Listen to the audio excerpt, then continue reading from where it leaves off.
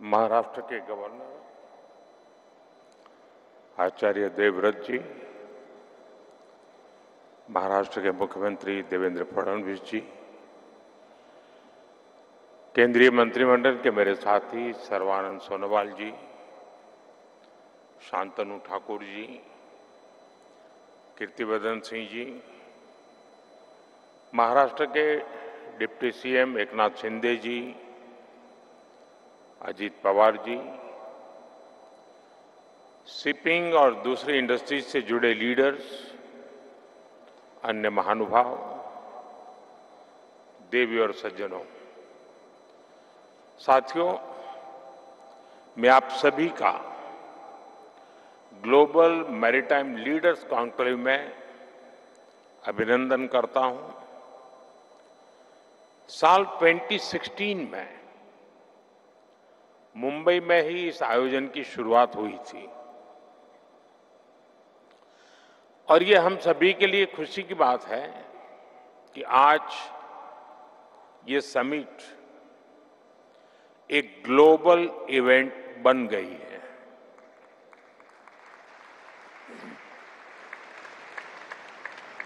आज यहां इस कार्यक्रम में दुनिया के 85 से अधिक देशों की भागीदारी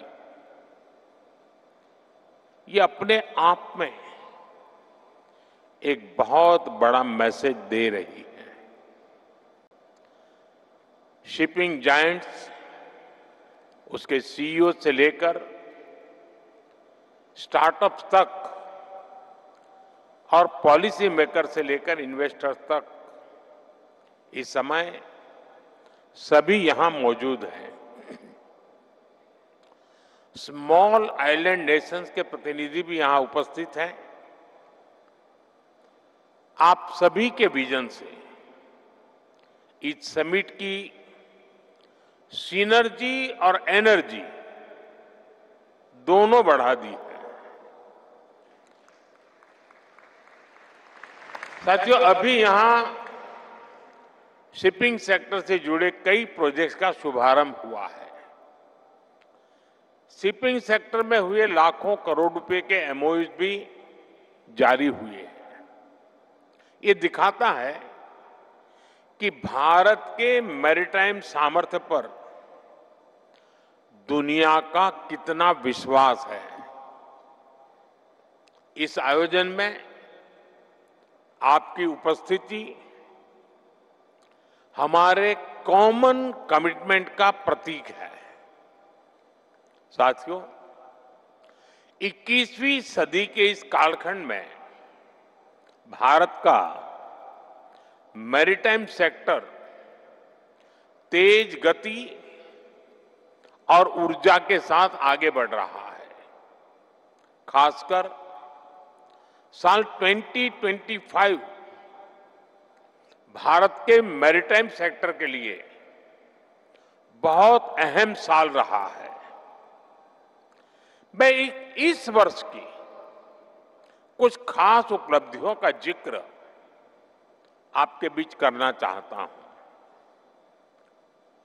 विजिंजम पोर्ट के रूप में भारत का पहला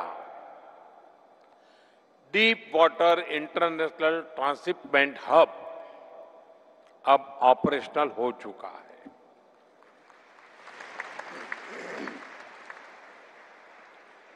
कुछ समय पहले ही दुनिया का सबसे बड़ा कंटेनर वेसल वहां पहुंचा। ये हर भारतीय के लिए गर्व का क्षण था। साल 24-25 में भारत के मेजर पोर्ट्स ने अब तक का सबसे अधिक कार्गो हैंडल करके भी नया रिकॉर्ड बनाया है। इतना ही नहीं, पहली बार किसी इंडियन पोर्ट ने megawatt scale indigenous green hydrogen facility शुरू की है। और ये उपलब्धि हमारे कांडला पोर्ट ने हासिल की है। एक और बड़ा काम हुआ है जेएनपीटी में। जेएनपीटी में Bharat Mumbai container terminal phase 2 भी शुरू हो गया है। इससे इस टर्मिनल की हैंडलिंग कैपेसिटी 2 गुनी हो गई है और ये भारत का सबसे बड़ा कंटेनर पोर्ट बन गया है। ये भारत के पोर्ट इंफ्रास्ट्रक्चर में सबसे बड़े एफडीआई की वजह से संभव हुआ है। इसके लिए मैं आज सिंगापुर के अपने साथियों का भी विशेष आभार व्यक्त करता हूं। साथियों, इस साल भारत के मैरीटाइम सेक्टर में नेक्स्ट जनरेशन रिफॉर्म्स के लिए भी बड़े कदम उठाए हैं। हमने 100 साल से ज्यादा पुराने कॉलोनियल शिपिंग लॉज को हटाकर 21st सेंचुरी के मॉडर्न और फ्यूचरिस्टिक लॉज लागू किए हैं। ये नए कानून स्टेट मैरीटाइम बोर्ड्स को एम्पावर करते हैं, सेफ्टी और सस्टेनेबिलिटी को बल देते हैं और साथ ही पोर्ट मैनेजमेंट में डिजिटलाइजेशन का भी विस्तार करते हैं। साथियों, द मर्चेंट शिपिंग एक्ट में हमने भारतीय कानून को इंटरनेशनल कन्वेंशन के साथ ग्लोबली अलाइन किया है। इससे सेफ्टी का भरोसा बढ़ा है, ईज ऑफ डूइंग बिजनेस को बेहतर बनाने में मदद मिली है, सरकार का दखल कम हुआ है। मुझे विश्वास है इन प्रयासों से आपका, हमारे इन्वेस्टर्स का कॉन्फिडेंस भी और अधिक बढ़ेगा। साथियों, द कोस्टल शिपिंग एक्ट को इस तरह तैयार किया गया है कि ट्रेड और आसान हो सके। ये सप्लाई चेन सिक्योरिटी को मजबूत करता है, साथ ही इससे भारत की लंबी कोस्टलाइन पर बैलेंस डेवलपमेंट सुनिश्चित करेगा। ऐसे ही one nation one port process port से जुड़े प्रोसीड्यूर्स को भी स्टैंडर्डाइज करेगा और डॉक्यूमेंटेशन का काम भी काफी कम हो जाएगा। साथियों, शिपिंग सेक्टर के ये रिफॉर्म्स एक प्रकार से बीते 1 दशक की हमारी रिफॉर्म्स जर्नी का कंटिन्यूएशन है। अगर हम पिछले 10-11 वर्षों को देखें तो भारत के मैरीटाइम सेक्टर में जो परिवर्तन आया है वो ऐतिहासिक है। मैरीटाइम इंडिया विजन के तहत 150 से अधिक नए इनिशिएटिव शुरू किए गए हैं। इनसे मेजर पोर्ट्स की कैपेसिटी लगभग 2 गुनी हुई है, टर्न अराउंड टाइम में भारी कमी आई है, क्रूज टूरिज्म को भी नई गति मिली है। आज इनलैंड वाटरवेज पर कार्गो मूवमेंट में 700% से ज्यादा बढ़ोतरी हुई है।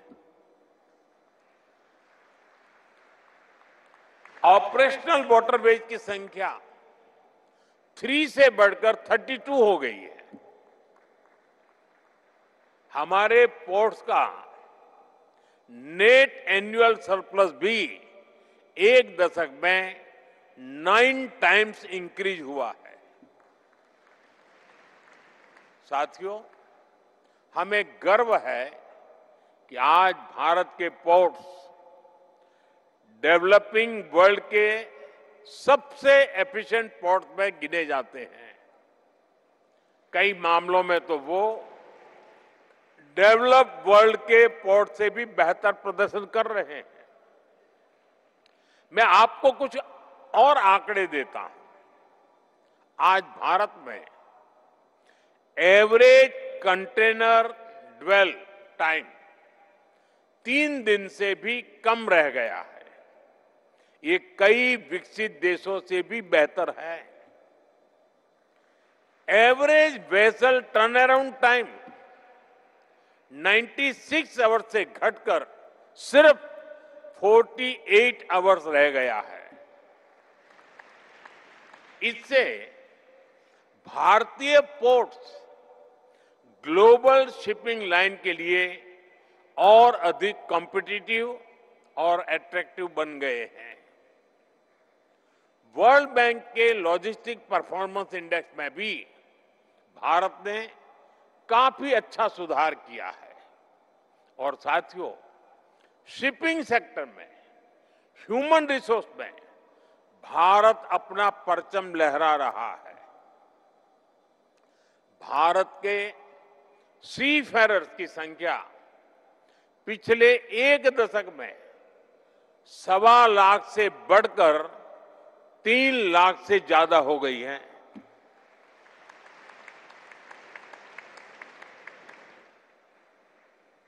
आप दुनिया के किसी भी समुद्री तट पर जाएंगे तो कोई न कोई शिप होगा जहां कोई न कोई भारतीय सीफेरर आपको मिलेगा। आज भारत सीफेरर की संख्या में के मामले में दुनिया के टॉप 3 देशों में आ चुका है। साथियों, 21वीं सदी का 1/4 हिस्सा बीत चुका है। इस सदी के अगले 25 साल और भी अहम है। इसलिए हमारा फोकस ब्लू इकोनॉमी पर है, सस्टेनेबल कोस्टल डेवलपमेंट पर है। हम ग्रीन लॉजिस्टिक्स, पोर्ट कनेक्टिविटी और कोस्टल इंडस्ट्रियल क्लस्टर्स पर बहुत जोर दे रहे हैं। साथियों, शिप बिल्डिंग भी आज के भारत की टॉप प्रायोरिटी में है। एक समय था जब भारत दुनिया के शिप बिल्डिंग का बहुत बड़ा सेंटर था। यहां से अजंता केव्स बहुत दूर नहीं है। वहां आपको 6th सेंचुरी का एक चित्र दिखेगा। इसमें एक 3 मास्टेड शिप का डिजाइन आपको मिलेगा। आप कल्पना कर सकते हैं 6th सेंचुरी के चित्र में 3 मास्टेड शिप का डिजाइन, और ये डिजाइन इसके सदियों बाद दूसरे देशों ने इस्तेमाल करना शुरू किया। सदियों का फासला था। साथियों, भारत में बने शिप ग्लोबल ट्रेड का अहम हिस्सा हुआ करते थे। फिर हम शिप ब्रेकिंग के क्षेत्र में आगे बढ़े। अब भारत फिर से शिप मेकिंग के क्षेत्र में नई ऊंचाइयां छूने के लिए अपने प्रयास तेज कर रहा है। भारत ने अब लार्ज शिप्स को इंफ्रास्ट्रक्चर एसेट्स का दर्जा भी दे दिया है। ये पॉलिसी डिसीजन इस कार्यक्रम में मौजूद सभी शिप बिल्डर्स के लिए नए रास्ते खोलेगा। इससे आपको फाइनेंसिंग के नए विकल्प मिलेंगे, इंटरेस्ट कॉस्ट घटेगी और क्रेडिट की सुविधा आसान होगी। और साथियों, इस रिफॉर्म को गति देने के लिए सरकार भी लगभग 70,000 करोड़ रुपीस इन्वेस्ट करेगी। इससे डोमेस्टिक कैपेसिटी बढ़ेगी, लॉन्ग टर्म फाइनेंसिंग को बढ़ावा मिलेगा, ग्रीनफील्ड और ब्राउनफील्ड शिपयार्ड का विकास होगा, एडवांस मैरीटाइम स्किल्स तैयार होगी और युवाओं के लिए लाखों जॉब जनरेट होगी। और आप सभी के लिए भी इससे इन्वेस्टमेंट के नए रास्ते खुलेंगे। साथियों, ये धरती छत्रपति शिवाजी महाराज की भूमि है। छत्रपति शिवाजी महाराज ने न केवल समुद्री सुरक्षा की नींव रखी, बल्कि अरब सागर के ट्रेड रूट पर भारतीय सामर्थ्य का परचम भी फहराया था। उनके विजन ने हमें दिखाया है कि समुद्र केवल सीमाएं नहीं, अवसरों के द्वार भी होते हैं। आज भारत उसी सोच के साथ आगे बढ़ रहा है। साथियों, भारत आज ग्लोबल स्तर पर सप्लाई चेन रेजिलियंस को मजबूती देना चाहता है। हम वर्ल्ड क्लास मेगा पोर्ट्स के निर्माण में जुटे हैं। यहां महाराष्ट्र के वाढवण में ही 76,000 करोड़ रुपए की लागत से नया पोर्ट बनाया जा रहा है। हम अपने मेजर पोर्ट्स की कैपेसिटी को 4 गुना बढ़ाने के लिए काम कर रहे हैं।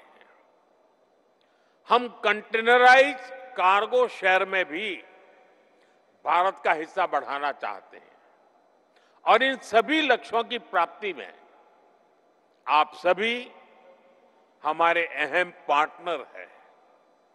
हम आपके आइडियाज, इनोवेशंस और इन्वेस्टमेंट का स्वागत करते हैं। आप भी जानते हैं, भारत में पोर्ट्स और शिपिंग में 100% एफडीआई की अनुमति है। अभी पब्लिक प्राइवेट पार्टनरशिप तेजी से बढ़ रही है। Make in India, make for the world, इस विजन के तहत इंसेंटिव्स भी दिए जा रहे हैं। हम स्टेट्स को भी प्रोत्साहित कर रहे हैं कि वे इन्वेस्टमेंट को आकर्षित करें। इसलिए आप सभी अलग अलग देशों के इन्वेस्टर्स के लिए भी भारत के शिपिंग सेक्टर में काम करने का, अपना विस्तार करने का यही समय है, सही समय है।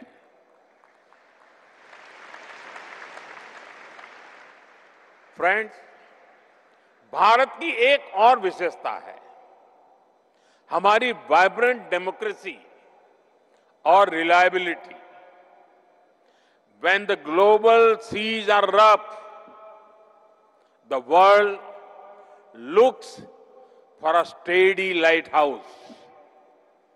और भारत ऐसे लाइट हाउस की भूमिका को बहुत मजबूती से निभा सकता है।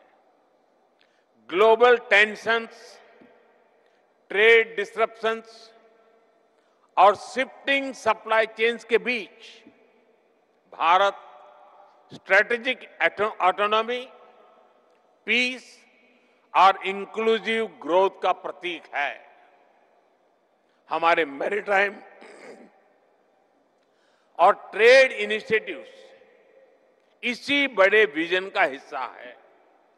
इसका एक उदाहरण है India middle east Europe economic corridor.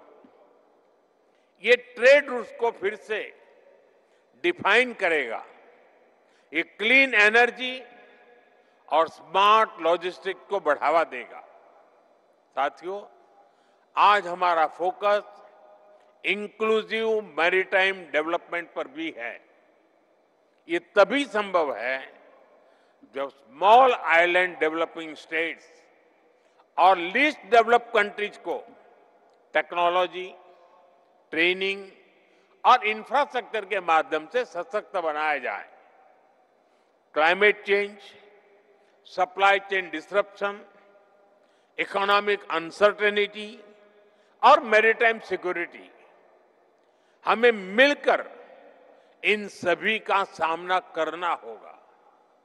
साथियों, आइए हम सब साथ मिलकर पीस, प्रोग्रेस, प्रॉस्पेरिटी को और तेजी से आगे बढ़ाएं।